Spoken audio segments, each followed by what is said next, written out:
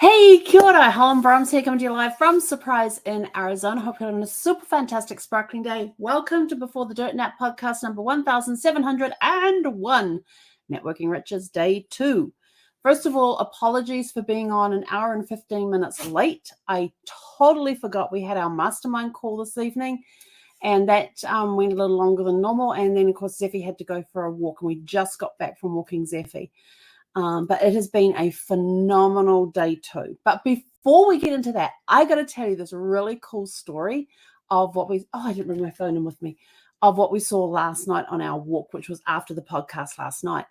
And I would have taken my phone out and videoed it, but the back of my my phone case is very sparkly and glittery and kind of attracts birds and other creatures that like sparkly things. And so it was not an option to take it out to video what was going on in front of us, but it was the coolest thing I have ever seen. So there is a couple of owls that live around the area, and they're about 12 inches tall, maybe taller, but they're at least 12 inches. And there was one sitting on a tree that goes down the path to the playground.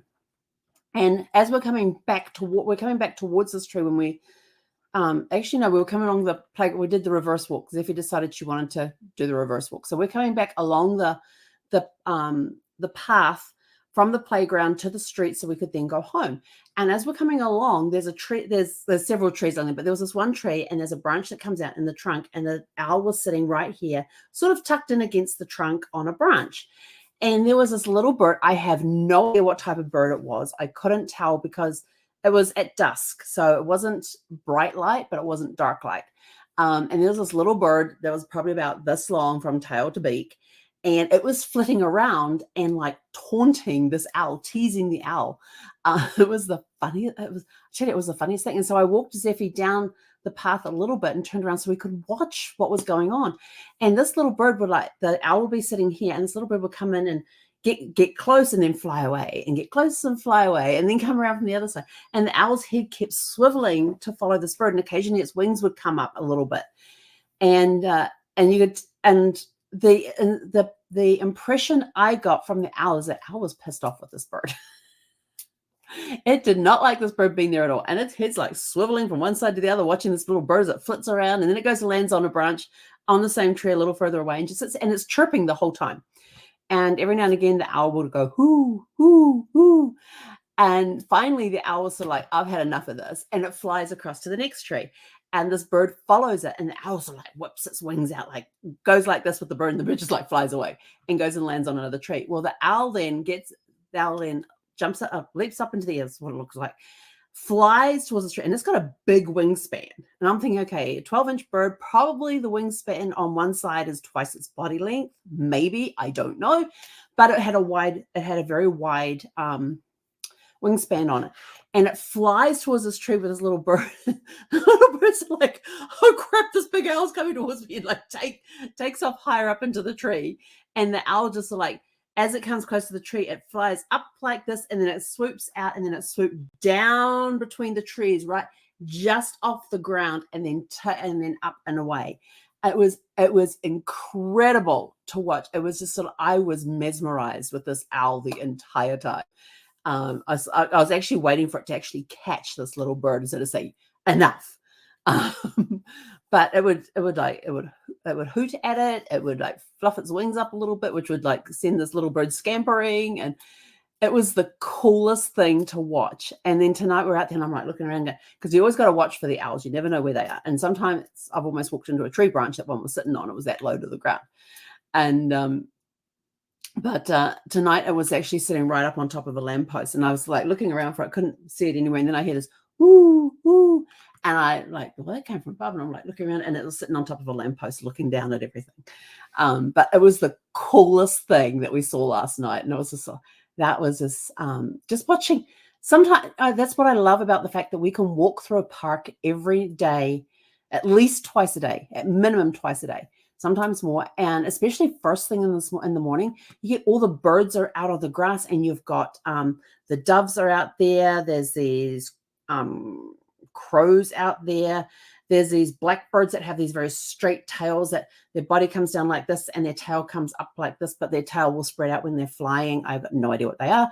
There's these little birds which remind me of finches. I don't know if they're actually, I am not a bird person.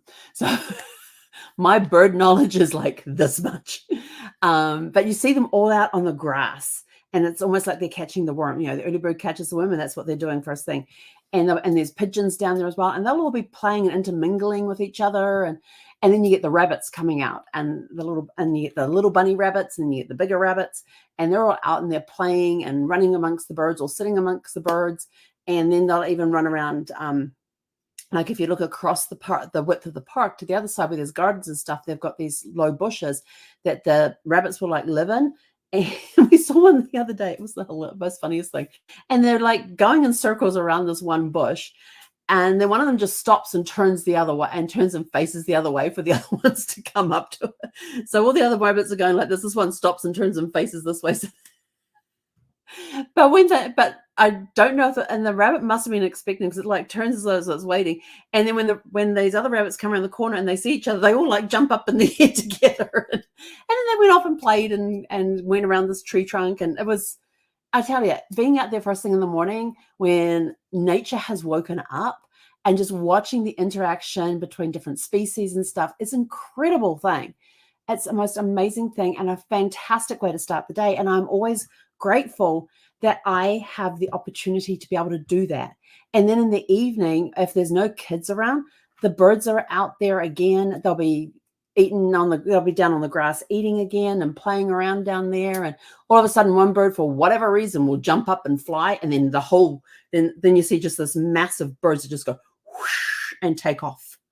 And I'm like, well, what scared the heck out of them? We were too far away for them to notice at that point. They usually wait until we're like almost parallel with them. They'll be in the middle of the grass strip and we'll be on the pavement. And they usually wait until we get almost parallel with them before they take off. But this one's before we've even got anywhere close to them, that one of them will suddenly take off for whatever reason. All the other ones just go whoosh, whoosh, and they're gone. But yeah, being able to watch nature like that is just amazing. I love it. Maybe I should become a bird watcher. But just being out in nature there, even if it's just in a park, it's just incredible to be able to watch nature. So we had, so do you get an opportunity to get out in nature and just watch it? Just stand somewhere and just watch watch different animals and birds and stuff just playing around and having fun. And do you get a chance to do that? It's to me, it's just like you're in the moment. You're just watching nature in that moment. And it's just such an incredible feeling to have. So anyway, Networking Riches Day 2. What can I say? My brain is fried. I am totally exhausted. This is the last thing I have to do before dinner. Let's see. We got up this morning, went for our walk, came back, had breakfast. We got online, had Networking Riches. It went a little longer than we had planned, but only because we had we had 2 breakthrough sessions. We actually started off the morning recapping yesterday, asking people what nuggets they took away, allowing questions to clarify things from the day before. We had a couple of exercises that we did the day before, so we're checking in to see what other results they had. And that usually takes about 30 to 40 minutes first thing, but that one went for an hour and a half. It was such great information. And when people are asking for clarification, Casey would go in a little deeper into those topics and make sure and break it down for them to make sure that they understood. And that was just an incredible time at the beginning of the day. And then he got into what he actually wanted to teach that day. And then we got into the breakthrough zones. We were planning on doing 3, and we ended up doing only 2. And we ended up going overtime. And I've been part of Networking Riches for 10 years. There is 2.5 Networking Riches that I have missed. 2 because I was traveling, and the half one was because I was sitting beside at Brad's bedside when he was on that 87-day hospital stay. And so I was having to log in and out as doctors came in and out throughout the day and that sort of thing. So that was the half one. But over the ones that I have been at, minus the 2.5 I missed in the last 10 years, because we're coming up on 10 years in May since the first one. And I have seen breakthrough zones. Some have been real, some have not so good, but still good in a way, but just not as engaging as other ones. And there are some that have just like off the charts. Today's the last one and we had 4 really good breakthrough zones the last 2 days. Today's one was off the chart. The last one we had was, I would put it up there as being the best breakthrough zone in the last 10 years. It was epic. It really was an epic breakthrough zone. And I was taking pages of notes, and there's stuff that Casey has been talking about for a while. And I've been sitting there and I've listened and I know I've taken notes on this stuff and I have listened. But today, and like I said to him tonight when we had our mastermind call, I said to him, today I was ready to hear what you had to say. I said, because I have heard you, I have listened to what you have. No, I've heard you. Hang on, which way around does it go? You hear, but you don't listen, or you listen, but you don't hear it. Whichever way around it is. I said, you have talked about this topic in the past, and I have taken notes on this topic in the past. I said, but today, my brain was ready to process it and hear it, and it clicked. I said, it finally clicked today about what you've been telling us all this time. I said, sometimes it takes me, sometimes I get it like immediately, and other times I've got to let it percolate for a little bit and be ready to hear that message. And today I was ready to hear that message on that particular business practice that he had been talking about for ages. I can go back through my notes and tell you how long he's been talking about it. But today I said it, my brain was ready to accept it, and it got heard and it clicked in my brain. And now I am making notes on how to make that happen in my business. And a lot of people turn around and go, oh, yeah, but these breakthroughs, well, that person was a realtor, or that person was a network marketer, or that person has a golfing business, or that person has this. And, these different types, that business doesn't apply to me, so I'm not going to listen. I'm going to check out. Wrong. That is the worst thing that you could do, because when they start teaching, they're also, when they start coaching people on their business, there is stuff that they get that business to do that could be done in any business, and people don't get that fact, and they miss out on a lot when they don't listen. And I always tell people, the very first session, Networking Riches, I learned this very, very quickly, was it may not apply, that person's business may not be the same as my business, may not even be the same business model as my business. I said, but there is stuff that comes up there where I turn around and go, oh, that's a really cool idea. How can I make that work for my business? Now, all of a sudden, I'm listening with completely different ears and listening in a completely different mindset and going, that's for that business. That doesn't apply to my business, and shutting down. No, because I turn around and say, hey, that's a really great idea. How can I make it work for my business? The brain goes into a different gear altogether, and it starts working out, oh, now what can we do to make that work? And we go into almost like a problem-solving mode. Oh, okay, we've got this idea, really cool idea. What tweaks or changes do we have to make for it to fit the business? Now, there's been some ideas where I have gone with that concept of, oh, how can I make that work for my business? And I've looked at it and I've worked at it from different angles, and I've even spoken with Casey and other coaches and stuff and other members, and going, this is really cool. How can I make it work? And we've brainstormed stuff together, and nothing has worked. Nothing has clicked where it could fit easily into my business. So it's like, okay, we've gone around the different ways that we can try and make this work, and it's not going to work. It's a great idea, but I'm going to put that in the toolbox over here, because it could be somebody someday that could utilize that idea, or my business could change where that idea would now fit. So it's listening with different ears. So when you're talking with a coach and they're mentoring other people, they've got people in the hot seats, yes, they may be talking about that person's business, but listen with the mindset of, how can I make this work for my business? And when you do that, it's a completely different mindset that you have, and you're listening with different ears, and you're hearing things very differently than that's not my business, I don't need to pay attention. Yes, no. You've got to pay attention, because you could be missing opportunities because you could be leaving money on the table because you didn't listen to an idea that with a slight tweak or no tweaks at all could actually help accelerate your business. So that's where my mind went today. It was like, okay, we're going to listen with a very open mind on how can the suggestions that are made today work in my businesses. Got to put the zzz on the end.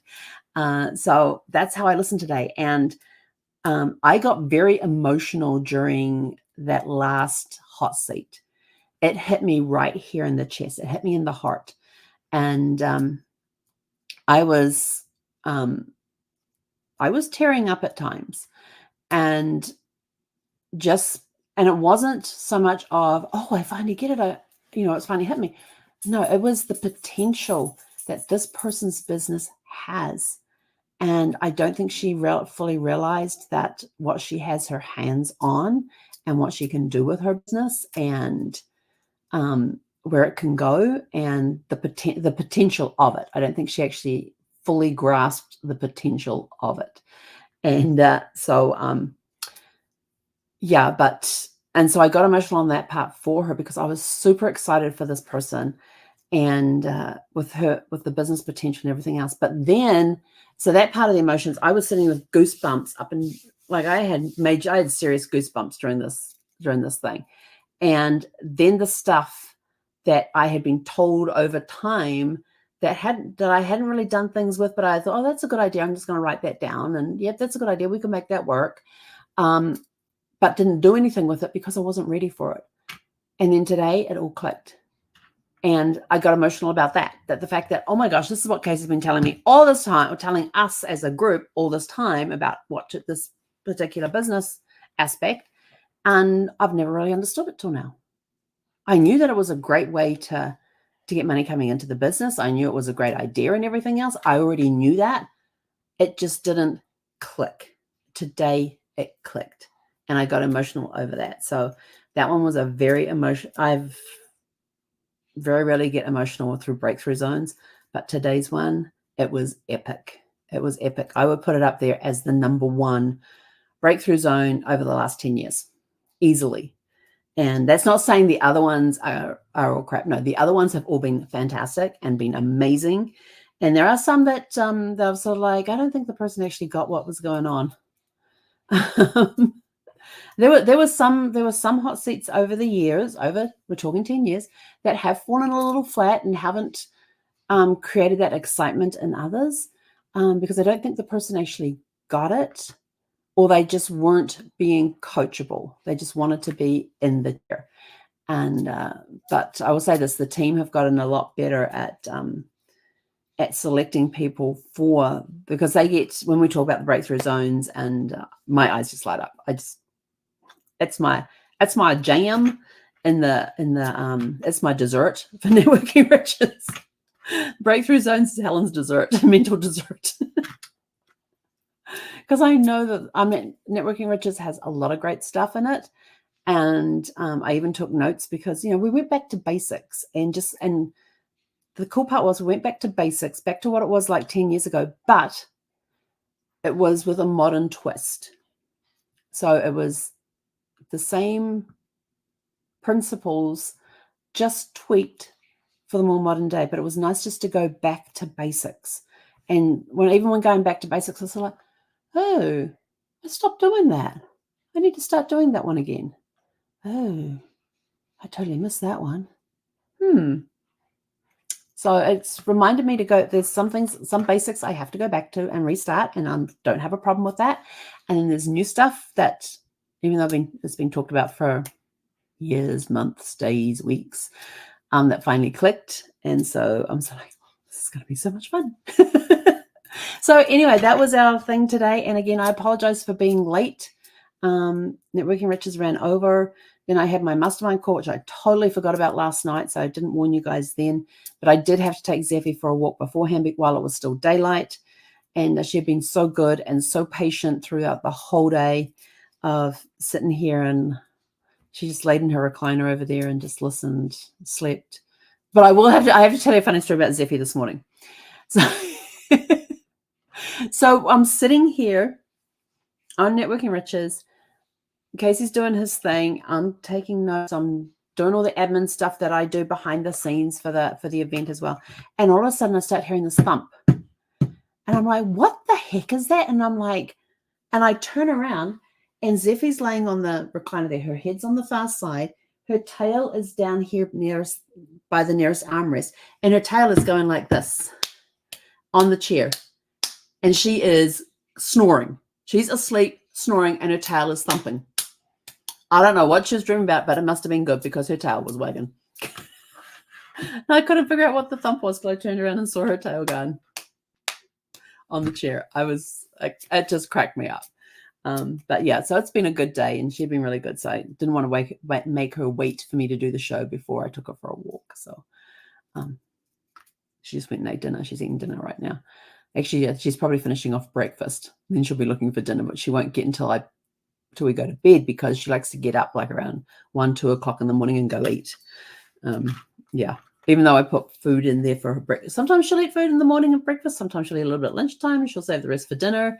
And then she gets, I'm going to have a half cup measure and she'll get a half a cup before I go to bed at night, just to tide her over till the morning.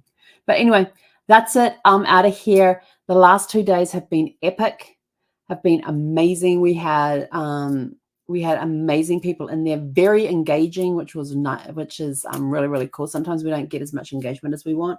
But this group was very engaging, asking great questions. Their aha moments, their golden nuggets were amazing. The things that they picked up. I'm saying amazing a lot. It's because I'm tired and I can't think of any other words right now. So the last thing I have for you guys is going across the bottom of the screen is go to beforethedirtnapshop.com. Pick out the journal. It goes straight to our new journal that's on there, the Gratitude and Coffee Journal. But feel free to wander around the store and have a look, because for every item you purchase in the store, we'll give you one entry into our drawing for the $50 Amazon gift card that will be done live on April 10th on the podcast. So, and we're getting some really good sales coming through right now. So if you want to be part of that, go shop. There's t-shirts, there's coasters, just go up to the buttons up the top. Don't do all products. Just go to the other buttons and just click on, what you're looking for. In fact, hang on. I got to verify something here because I don't know what. Suddenly thinking, where are my journals? My journals are under Home and Living. So under Home and Living, you'll find all the journals there. So across the top, they've got all products, home and living, women, men, kids, and accessories. Under kids, they've got some really cute little onesies that will fit newborns up to 24 months. Under accessories, we've got a tote bag and some coasters, and there will be more tote bags coming out. I just got to find some time to go do that. And under home and living, we have coffee mugs and journals and coasters. Yes, journals, coasters, and coffee mugs are under home and living. And men's and women's has t-shirts, sweatshirts, hoodies. And then under kids, you've got the onesies. But if you go to all products, it just gives you a whole bunch. You got to scroll down to see everything else and go to different pages and things, because it's all in there in the order that we uploaded it. So, with the newest ones first. So go in there, have a play around, and remember, for every entry you get for every product you purchase, you get an entry into the $50 Amazon gift card that we're going to give away on April 10th. So that's it from me. I'm going to go get some food, probably have an early night. I know I need some more water. I need hydration because I haven't had enough water today. And I'm feeling it. So anyway, go out, have a super fantastic sparkling evening, and we will catch you guys back here tomorrow evening at 6 p.m. Pacific. Hei konera.